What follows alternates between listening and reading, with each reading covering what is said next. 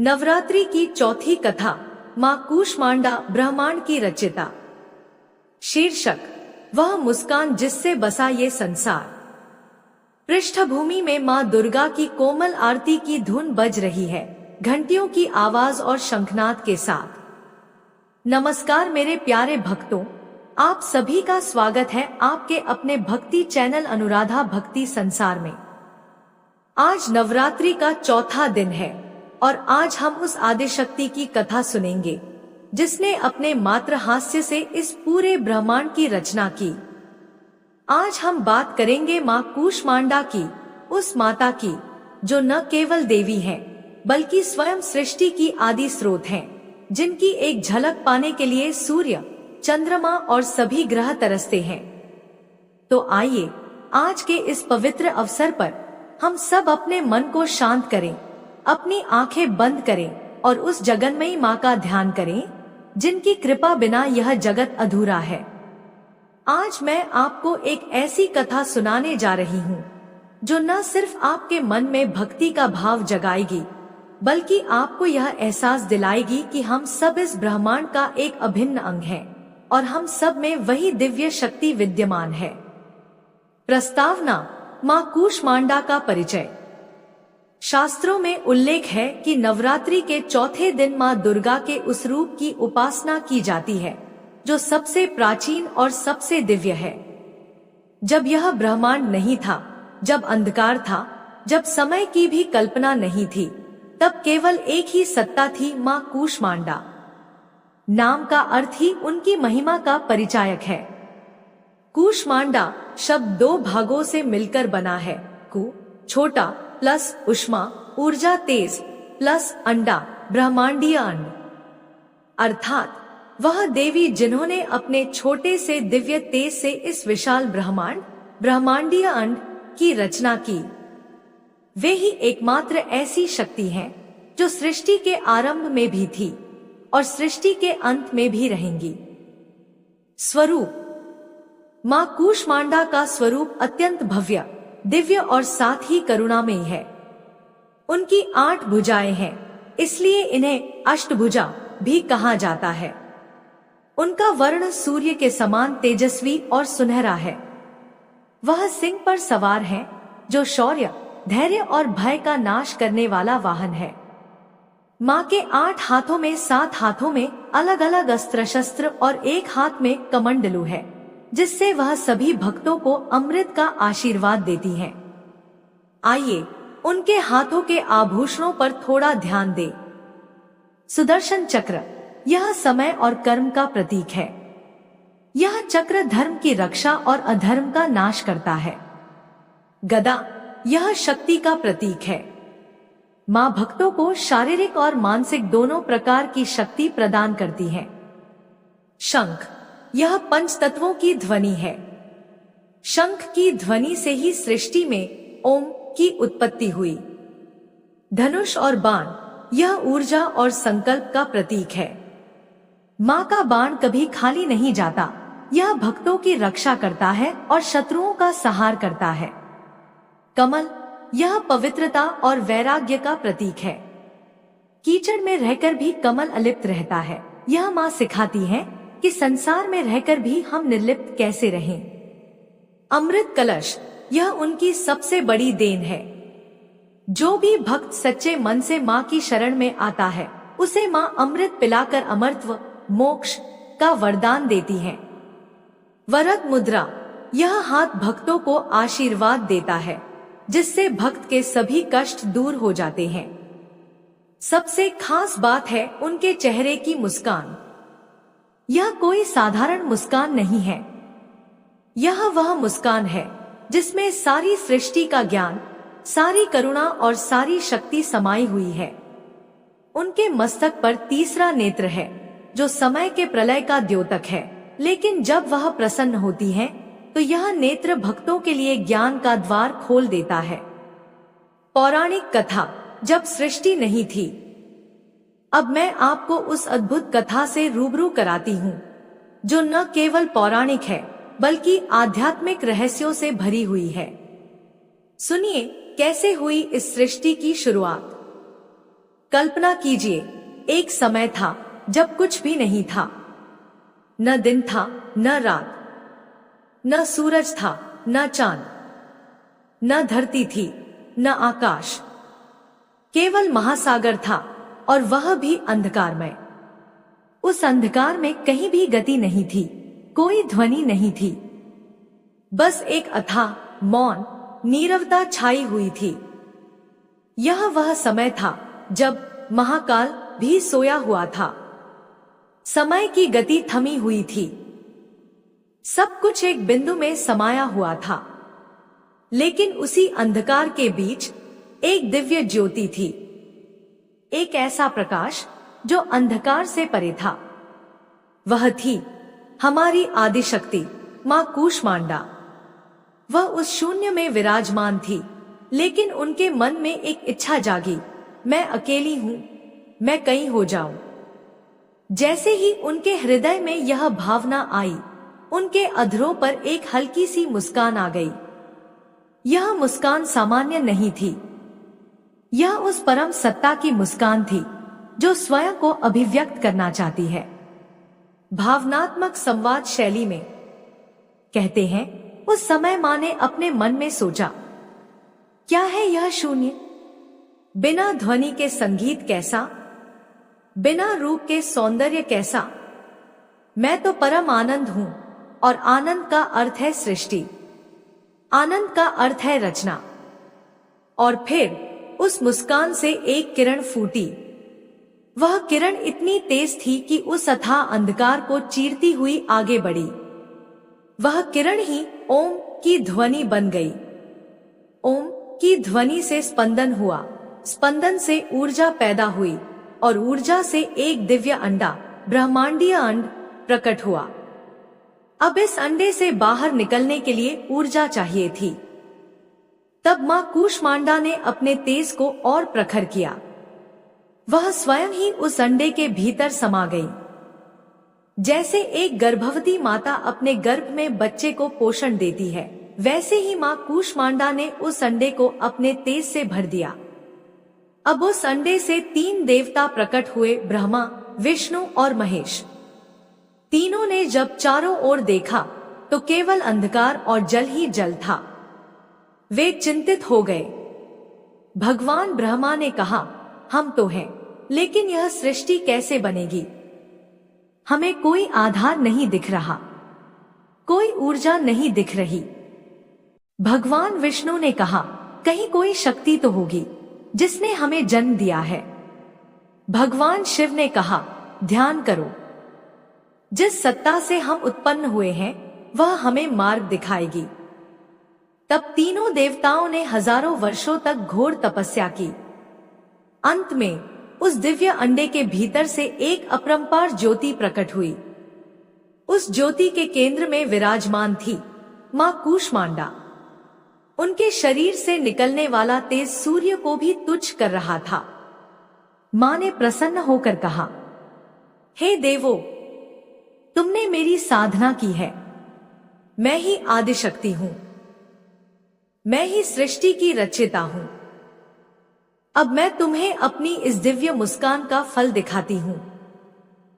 और फिर मां ने वही मुस्कान की, लेकिन अब वह मुस्कान और भी विस्तृत थी। उस मुस्कान के साथ उनके शरीर से अनंत किरणें निकली। एक किरण से सूर्य बना जिसने अंधकार को दूर किया। एक किरण से चंद्रमा बना जिसने रात को शीतलता दी। एक किरण से आकाश फैला और पृथ्वी ठोस हुई। उनकी मुस्कान की गर्मी से पर्वत जागे, नदियां बहने लगी, वन हरे हो गए। उनकी आंखों के कोने से जो बिंदु गिरा वह गंगा बन गई, जो आज भी संसार के कल्याण के लिए बह रही है। देवताओं ने यह दृश्य देखा तो वे अचंभित रह गए। उन्हें एहसास हुआ कि यह संसार कोई यांत्रिक रचना नहीं है, बल्कि एक मां की ममता और मुस्कान का परिणाम है। भगवान ब्रह्मा ने कहा, हे मां, आपने इस सृष्टि को रचा, परंतु इसकी रक्षा कौन करेगा? इसमें रोग, शोक, मृत्यु तो होंगे ही। मां कूष्मांडा मुस्कुराई और बोली, मैंने जन्म दिया है तो मैं ही पालन पोषण भी करूंगी। जब भी इस सृष्टि पर अत्याचार बढ़ेगा, जब भी धर्म की हानि होगी, जब भी मेरे भक्त दुखी होंगे, मैं स्वयं प्रकट होकर उनका उद्धार करूंगी। तुम लोग केवल माध्यम हो, मैं ही शक्ति हूं। यह सुनकर तीनों देवताओं ने मां को प्रणाम किया और उनकी स्तुति की। तभी से यह परंपरा है कि ब्रह्मा सृष्टि करते हैं, विष्णु पालन करते हैं, शिव संहार करते हैं, लेकिन मूल शक्ति जो इन तीनों को संचालित करती है वह है मां कूष्मांडा। मां की महिमा और चमत्कार। अब मैं आपको बताती हूँ कि मां कूष्मांडा केवल सृष्टि की रचयिता ही नहीं है, बल्कि वह भक्तों की हर मनोकामना पूर्ण करने वाली, रोगों को दूर करने वाली और भय को मिटाने वाली है। एक भक्तों की मनोकामना पूर्ण करने की शक्ति। एक बार एक ब्राह्मण था, वह बहुत गरीब था। उसके पास खाने को अन्न नहीं था, उसके बच्चे भूखे थे। उसकी पत्नी ने कहा, तुम तो देवी के उपासक हो, मां कूष्मांडा से प्रार्थना क्यों नहीं करते? ब्राह्मण ने कहा, मैं तो निर्धन हूँ, मेरे पास देवी को चढ़ाने के लिए कुछ नहीं।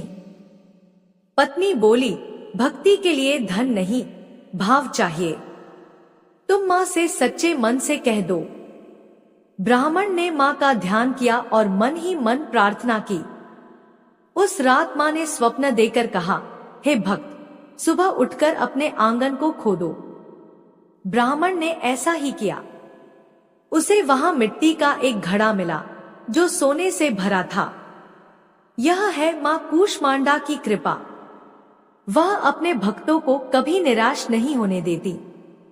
दो रोग, दुख और भय को दूर करने की क्षमता। मां कूष्मांडा को दुखों की नाशिनी कहा गया है।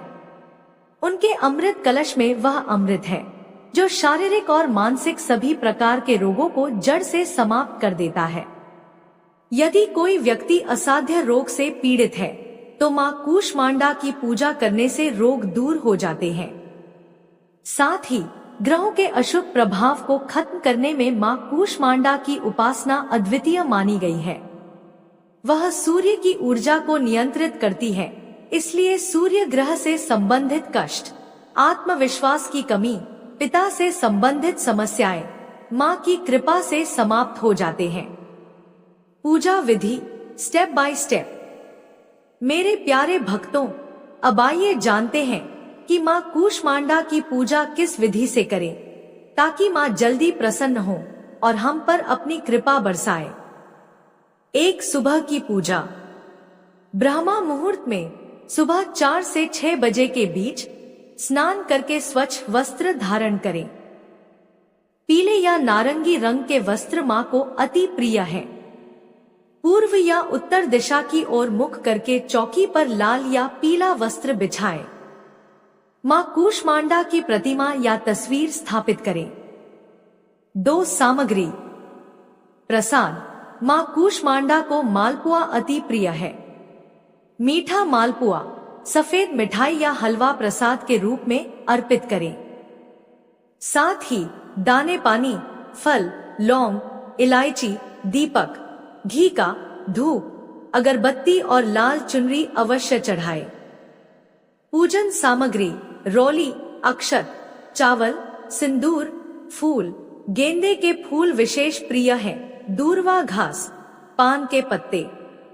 3, पूजा विधि। सबसे पहले मां का ध्यान करें।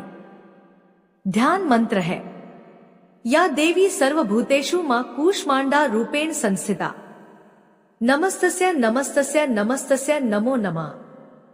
इसके बाद मां को आसन अर्पित करें। पाद्य, अर्घ्य, आचमन से मां का स्वागत करें। स्नान के लिए पंचामृत, दूध, दही, घी, शहद, गंगाजल से अभिषेक करें। फिर शुद्ध जल से स्नान कराएं। वस्त्र, आभूषण, चुनरी अर्पित करें। चंदन, रोली, अक्षत, सिंदूर लगाएं। फूल माला पहनाएं। धूप, दीप, नैवेद्य, मालपुआ और फल अर्पित करें। अंत में माँ की आरती करें। 4 मंत्र और जाप। माँ कूष्मांडा का मूल मंत्र है ओम देवी कूष्मांडाय नमः। इस मंत्र का जाप कम से कम 108 बार करें। इस मंत्र का अर्थ है मैं उस देवी को नमन करता हूँ जो कूष्मांडा ब्रह्मांड की रचयिता है। इस मंत्र के जाप से साधक के जीवन में अपार ऊर्जा का संचार होता है, उसके सभी कार्य सिद्ध होते हैं, वह निरोगी, निर्भय और समृद्ध हो जाता है। भक्तों के लिए संदेश। मेरे प्यारे भक्तों, माँ कूष्मांडा हमें सिर्फ पूजा पाठ का मार्ग नहीं दिखाती, बल्कि वह हमें जीवन जीने की कला सिखाती है। माँ की मुस्कान से सृष्टि बनी। इसका मतलब यह है कि हमारे भीतर जो सकारात्मकता है, हमारी मुस्कान है, वह हमारे चारों ओर का वातावरण बनाती है। यदि आप अपने जीवन में सुख, शांति और समृद्धि चाहते हैं, तो सबसे पहले अपने मन की मुस्कान को बनाए रखें। माँ हमेशा अपने उन भक्तों पर कृपा करती हैं जो निराशा में भी आशा की किरण देखते हैं। माँ की कृपा पाने के लिए केवल फूल फल नहीं, बल्कि अपना अहंकार, अपना क्रोध और अपना भय उनके चरणों में अर्पित कर दीजिए। जब आप सच्चे मन से कहेंगे, हे माँ, मैं तुम्हारा हूँ, मेरी रक्षा करो, तो माँ स्वयं आपके जीवन का संचालन करने लगती है। जीवन में सकारात्मकता लाने के लिए माँ कूष्मांडा की तरह दाता बने। जैसे माँ ने बिना किसी स्वार्थ के यह सृष्टि रची, वैसे ही हमें भी बिना किसी लोभ के दान करना चाहिए, दूसरों की मदद करनी चाहिए। यही सबसे बड़ी भक्ति है। भावनात्मक समापन। आज हमने जाना कि कैसे माँ कूष्मांडा ने इस सृष्टि की रचना की। हमने जाना कि कैसे उनकी एक मुस्कान ने अंधकार को प्रकाश में बदल दिया। हमारे जीवन में भी अंधकार हो सकता है, दुख हो सकते हैं, निराशा हो सकती है, लेकिन जैसे ही हम माँ की उस मुस्कान को याद करते हैं, हमारा अंधकार समाप्त हो जाता है। तो आइए इस नवरात्रि के चौथे दिन हम सब संकल्प लें कि हम अपने जीवन की हर चुनौती को माँ की मुस्कान से स्वीकार करेंगे। हम अपने मन को शक्ति देंगे, अपने विचारों को शुद्ध करेंगे और माँ कूष्मांडा के उस दिव्य तेज को अपने अंदर उतारेंगे जो हमें साहसी, सक्षम और सफल बनाए। मेरी हार्दिक इच्छा है कि माँ कूष्मांडा की इस कथा ने आपके हृदय में श्रद्धा और शांति का संचार किया हो। माँ आप सभी पर अपनी कृपा बनाए रखें, आपके सभी कष्ट दूर करें और आपके जीवन को सुख, समृद्धि और आनंद से भर दें। जय माँ कूष्मांडा। पृष्ठभूमि में माँ की आरती का मधुर स्वर बज रहा है। अगर आपको यह कथा पसंद आई हो तो हमारे चैनल अनुराधा भक्ति संसार को सब्सक्राइब करना न भूलें और माँ का आशीर्वाद पाने के लिए इस वीडियो को लाइक और शेयर जरूर करें। आप सभी को माँ कूष्मांडा की अपरंपार शक्ति का आशीर्वाद प्राप्त हो। धन्यवाद।